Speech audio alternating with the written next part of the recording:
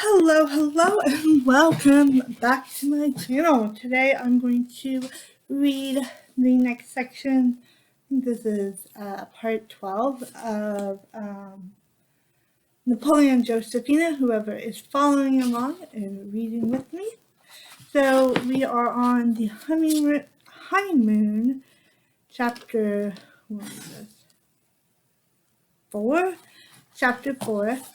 So, I awaken full of you, sweet and incomparable Josephina. What is this bizarre effect that you have upon my heart? The letter from Napoleon to Josephina, late winter or spring, early spring of 1796. Do I love him? Well, no. Letter from Josephina to a friend. Early spring of 1796. So, yeah, okay. 1. General Bonaparte lost no time in calling the Rue Chateauneuf, in availing himself to the invitation extended by the widow Bonaparte to her Thursdays, her evenings at home. At these receptions he met, among her many friends and admirers, prominent figures of the new regime and the old, celebrities of the world of the theatre and the arts, Messieurs the Marquis de Contelencourt, de Sigler, de Mossiker, the Abbé Sciences, the actor Talma, academic playwright Arnaud, artist Isabelle, and Pruhan, director Barris. He was immediately enchanted by this lady, who dedicated her life to the cultivation of her enchantments. But he was obviously not immediately enslaved, not yet, in the catchphrase current at the time, enchanted to her chariot wheels.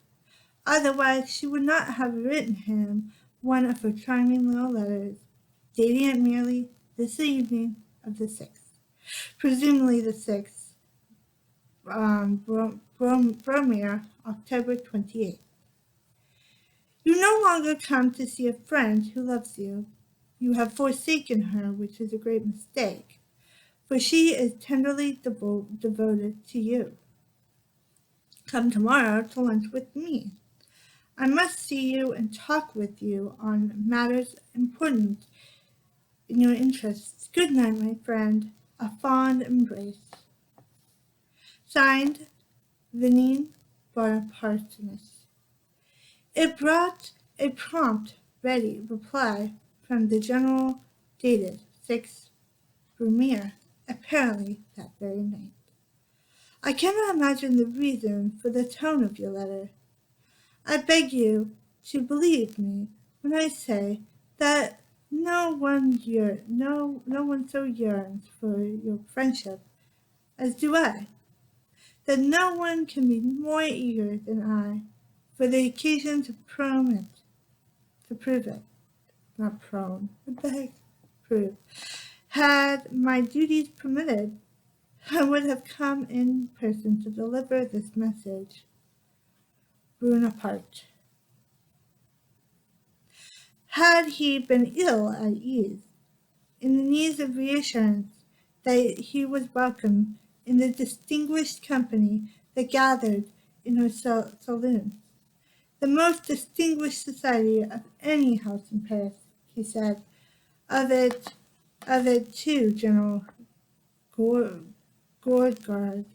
Unquestionably, he would have needed assurance that his attentions to her as a suitor were not to be rebuffed. He required some such assurance even from the prostitutes in the Palaces Royal arcades before he would accost them. His youthful journals reveal How much more, then, from this first great lady he encountered, this elegance, this sophisticate, this glamorous creature out of the world he had known only from a distance. The brusqueness and arrogance that later distinguished his attitude towards his female conquests were camouflaged for his basic timidity with women. With women, the conquest were camouflaged for his basic timidity with women. The contempt he professioned for women in all roles save the sexual was another expression of it. The widowed Bonaparteness motive in beckoning him on is transparent. It required not even her political flair to see him as the new strong man of the capital, and in the internal shifting sands of the French political scene, one well worth cultivating as a friend or a friendly protector, or as a suitor, if that was not if that was how it should develop. A woman's inventory of admirers could not be too long.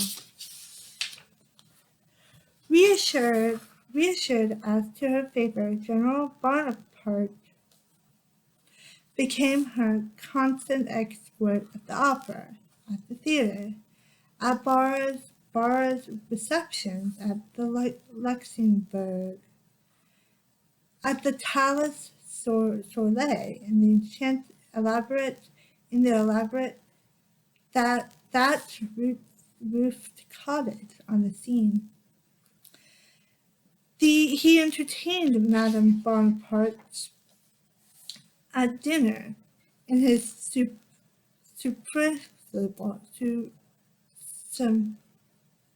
suspicious new headquarters on the Rue de Capricorns, drove her about the capital and the countryside in his fine new carriage. They exchanged portraits, and sometime in that winter the apprentice did indeed ripen into intimacy. Some night in December of 1795, or in January or February of 1796, after a tea dinner in the wood-panelled oval dining room, or after a reception after the last carriage had rolled out of the courtyard and down the long tree-lined driveway to the Rue Châteauneuf, after chef, maid, and butler had retired to their attic.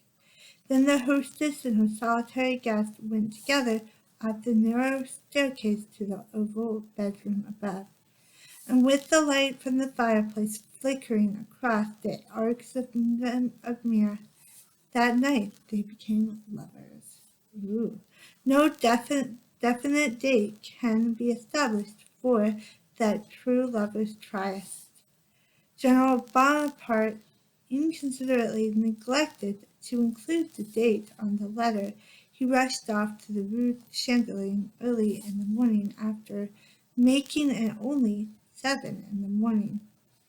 In his urgent need to communicate with his beloved, even before the appointed hour of the next meeting at 11. I wake full of you, between your portrait and the memory of our intoxicating night. My senses have had no respite. Sweet and incomparable Josephine, what is this bizarre effect you have upon my heart? What if you were to be angry?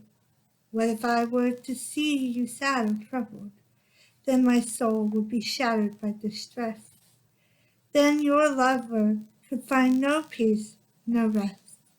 But I find none either, when I am succumbed to the profound emotion that overwhelms me. When I draw up from your lips, from your heart, a flame that consumes me. It was last night that I realized that your boyfriend is not you and that you will be leaving the city at noon. But I shall see you in 3 hours. Until then, more dose amor. I send you 1,000 kisses, but send me none in return, for they are my blood on fire. BP. And here is the actual note on this page. It's really cool. Yeah. And it says, the memory of a intoxicating night. Napoleon's letter to Josephine after their first lovers' meeting is dated simply 7 in the morning, translated on page 90, which we just read. On the same dateless night on which they had become lovers, Marie Josephine Rosa became Josephine. The portrait to which General Bonaparte referred was one probably painted by our good friend Isabelle, one of the well-known fragile profiles, wispy, ethereal, in the line of his letter which ends in that. These two words are striking out. Napoleon's words are sometimes as difficult to interpret as to decipher. That and that, for example, and that. She was not so remote a creature as her image, and that. He had been surprised to find in his arms so sensuous, so passionate, so passionately abandoned a woman, instead of fragile, ethereal, gracious, condescending lady of the portrait. If he was so surprised, he was naive. He was not aware of her seriously comprised reputation. Bars says he was. Bonaparte was as well acquainted with all of the lady's adventures as we were. I know he knew, because he heard the stories in my presence. Her affair with Hoche was known to all Paris, says Bars, and Madame Bonaparteness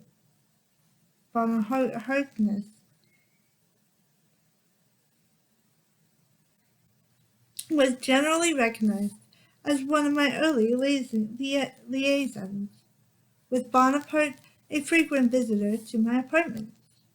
He could not have remained ignorant of such a state of affairs, nor could he have believed that everything was over between her and me. But where a normal man would have been profoundly disturbed, this one was indifferent. He could rise above such considerations. Barr's implication is that Bonaparte was so unprincipled, his ambition was so overweening, that he encouraged his paramount to use her influencer with her former lover to forward the career of her new one. Yet on another page of his memoirs, Barr writes that Bonaparte, our artful conveyor that he was, looked upon that conniving woman as an angel of truth and candor, and flew into such a rage against me as to challenge me to a duel for having attempted an assault on the virtue of his Mortia.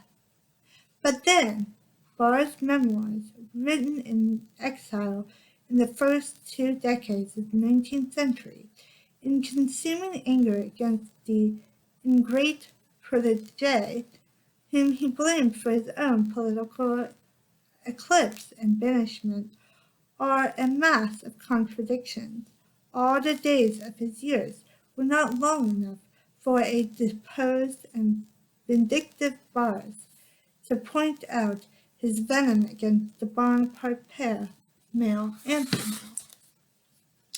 His defamations of Josephina were only primarily responsible for the cloud that fell over her reputation for all time. It is the virulent hatred which invalidates his testimony, along with the blatant inaccuracies and contradictions. On one page, he calls her a Creole wanton, taking on lovers promiscuously, such as an aide-de-camp of Huchet's on a mission to her from the general, or Huchet's giant Alison groom, and rising superior even to racial prejudices, having intercourse with Negroes. The last may have had its origin in the report that a man of color, a mulatto, lived with and eventually married another Madame Bonhartness, the Countess Francisco Marie, Josephina's sister-in-law. On the next page, he makes her out a cold and violent schemer. Her heart never played a part in her carnal adventures. Her love affairs were the result of sordid calculation. The men who possessed her may have flattered themselves on her apparently passionate abandon with them, but the ludicrous Creole had never for a moment lost sight of her mercenary motives. She was one of those women who would have drunk gold out of a lover's skull. Ooh, interesting. By Barr's account, she is both the wanton and the venal Creole, and Napoleon is both dupe and pimp. Barr's word as a biographer is as unacceptable as was his word as a man. But we had Napoleon's own irrefutable testimony to prove that he was in possession of the facts concerning Josephina's indiscretions. Everything about you pleased me, even to the memory of the errors of your ways. Virtue for me consisted of what you made it. He could have meant nothing else in this letter of June 8th to Josephina from Milan. What is truly baffling is the relationship which existed between Barras and the men who loved the woman, who were ostensibly,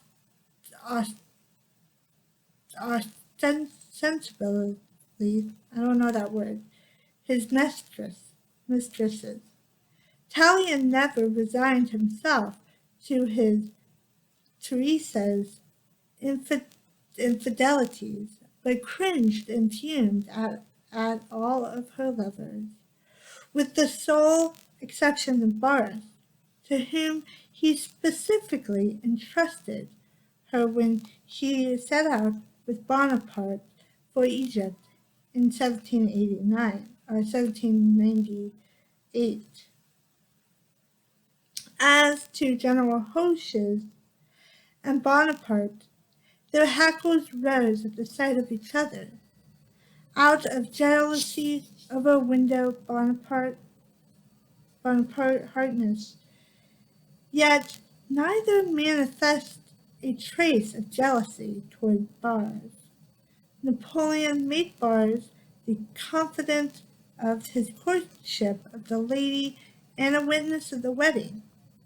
It is not good enough to say that all three of these men flattered the director to further their careers. This might have applied to Talon, but not an independent and incorruptible Boucher, not to a fiercely proud and fiery courtesan Bonaparte. The key to Napoleon's attitude towards bars, to his interpretation of the situation, is to be found in this pronouncement dictation to his chronicler La Caisse. Ferris was a man of the uttermost immortality, shameless and debauched. I had no difficulty in believing that he was, as he was generally reported to be, a homosexual. In that frame of mind, Napoleon would have discredited the rumors linking his wife's name with bars. She could not so easily prevent a clash between Bonaparte and Hoche. On the report of his former lady friend going on in Paris, Hoche became vindictive. I am desperate at receiving no reply from the woman I love, the widow whose son I have come to regard as my own. He wrote to a friend and confident in a letter sealed in the design of a bleeding heart. Would that be like, that's interesting. I wonder if it's like an actual bleeding heart. Not like actual, but like cut out of a bleeding heart. Interesting. Vanity has replaced affection in the heart of my former friend. Unfortunately, I cannot get leave to go to Paris to see the woman who is the cause of all my distress.